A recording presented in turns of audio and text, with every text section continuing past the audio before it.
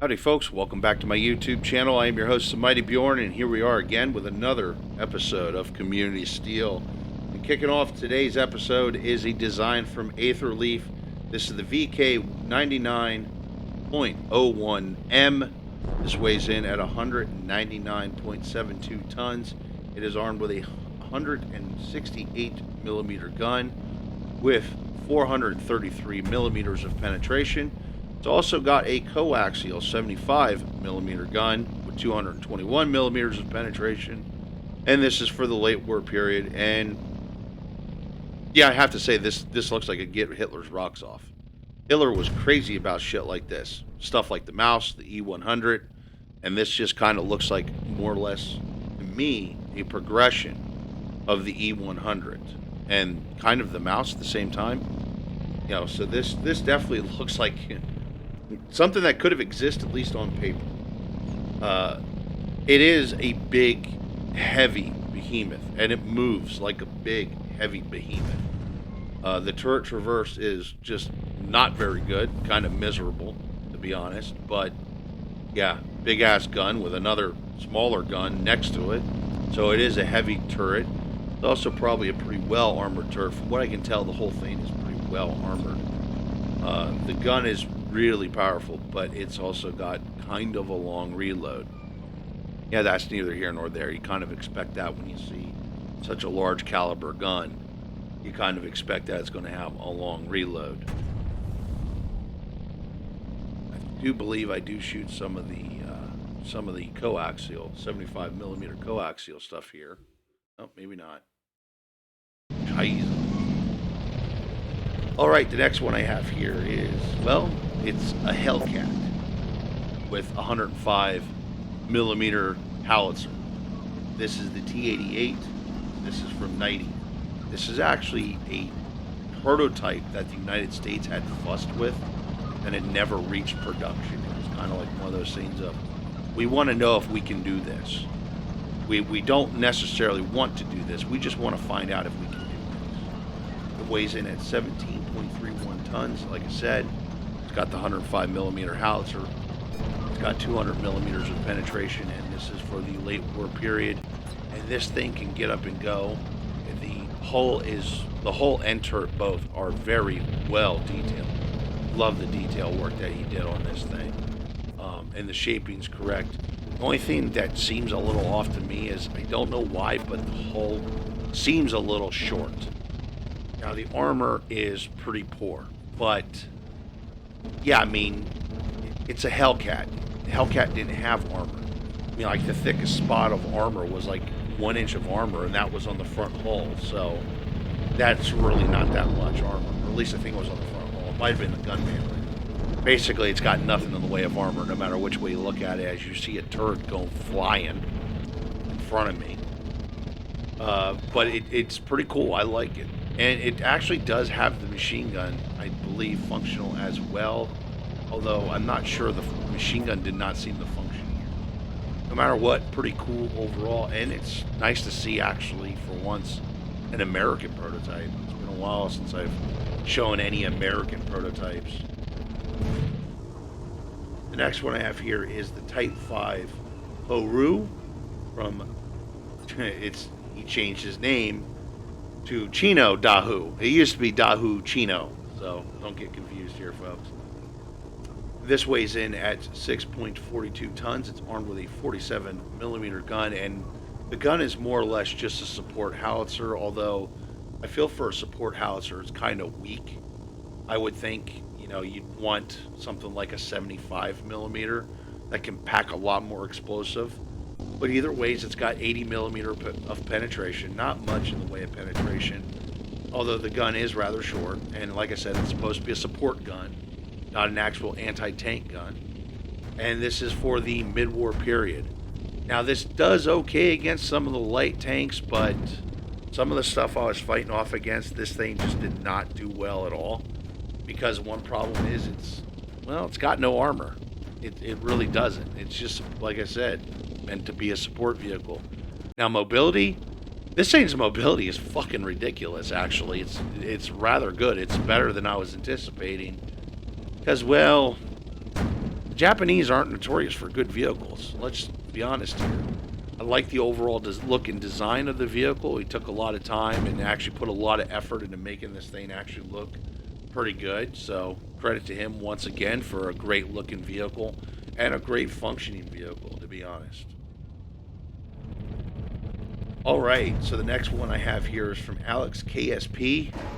And for us ARMA folks, this will look familiar as this is the BTRK from ARMA 3. I hate this fucking vehicle. Okay, it's not I hate this vehicle. This vehicle is actually good. I hate seeing this vehicle in ARMA. But either ways, it weighs in at 55.24 tons. It's got a 30 millimeter autocannon with 100 millimeters of penetration, which the autocannon is very functional. He's also got the Titan launcher. It would be a Titan anti-tank launcher mounted on it with 116 millimeters of penetration. This is for the late war period, but understand that like ARMA's set for I think 2030 or 2032, something like that. So this is supposed to essentially be, you know, a 2010 idea of what tanks are going to look like in the future. Not really far removed, because sometimes I use this vehicle as a proxy for a Terminator.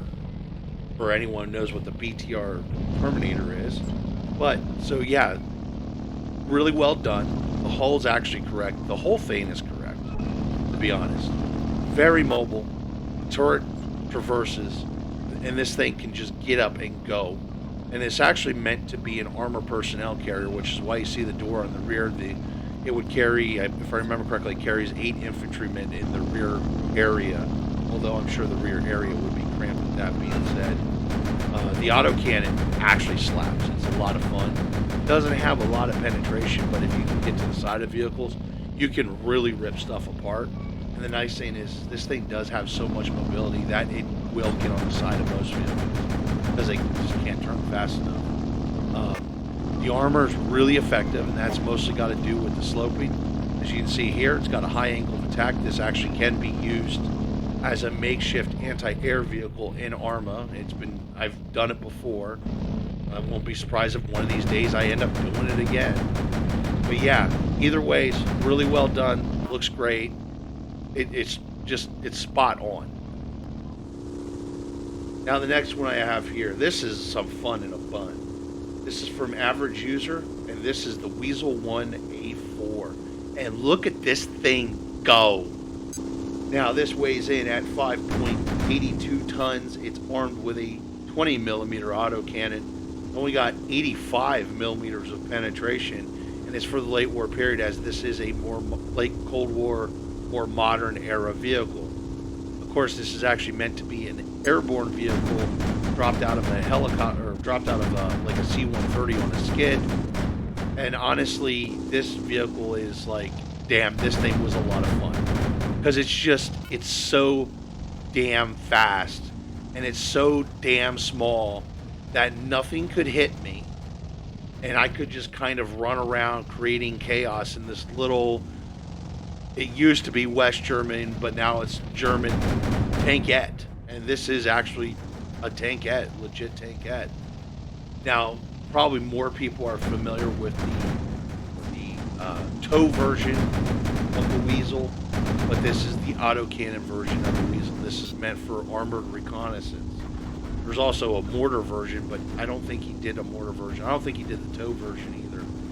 But he definitely did the autocannon version, and this thing looks really cool. It's got the ammo boxes mounted there with the guards for the ammo belts, the 20 millimeter autocannon. As you can see, it actually has 2 belts that feeds into one autocannon system. The turret is fully functional. It's got a great traverse rate. Armor, I couldn't test the armor. Nothing hit me. Now, I'm sure the armor is paper thin, because, like I said, it only weighs in at 5.82 tons, so it's not that heavy. And that's, I think, the legit Weasel weighs in at 8 tons, so it's actually pretty spot on to the weight. Speed, it's probably better than it should be, though, to be honest, but I'm not going to judge too hard on that end. Okay, the next vehicle I have here is an oddball from Camo Man, and this is definitely a cursed design. This is the OET-12. 52. This weighs in at 295 tons. This is armed with a 250 millimeter main gun, and it's got 791 millimeters of penetration. Definitely, absolutely challenging. What's the heaviest tank with the most penetration? This thing is just ridiculous, and this was supposed to be the fluff for this was a design that was to combat his Tiger 3 design. I think it just looks cursed, to be honest. I mean, there's a lot of really weird goofiness here in a very cool way. I'll give them credit for that. It does have a hull mounted 76 millimeter gun with 201 millimeters of penetration. This is for the late war period. I like how he did the NBC, the ventilation system there, where it's got kind of like this really big ventilation system, fans that kind of blow into the turret itself, which he would definitely need for a gun this big. This would definitely have issues with barrel gases because the barrel is so long, there's no bore evacuator. And, this is definitely meant for like a World War II type deal, so the fact that there's no bore evacuator, that's neither here nor there. Now, this looks like to me that it was designed to have a lot of gun depression, because actually, as you can see there, the whole gun moves. The gun moves completely separate, almost like it has its own mini turret system. I'm not quite sure how to put it. Now, speed-wise, this thing was nothing incredible. Although, like I said, it's 300 tons. It's damn near 300 tons. I like how he actually did a ladder system there. Makes sense. It's very logical. There'd be a ladder system on a vehicle this high. It would be definitely very hard to climb. Now, one thing I did notice when I was doing my testing, no matter where I tested it, anytime I would come up to some kind of terrain, like a little hill just like this one in front of me, this vehicle just did not have the horsepower to climb that hill. So very weak on that end, but like it's almost like it's got just enough engine to maneuver around, and that's about it. But either way, folks, that's going to wrap up today's episode of Community Steel. Hopefully, you all enjoyed this. Thank you very much for tuning in. And please, folks, check out my Patreon, throw me some additional support, and like, subscribe, all that BS, because it helps me out as a YouTuber. Anyway, have yourself a wonderful day.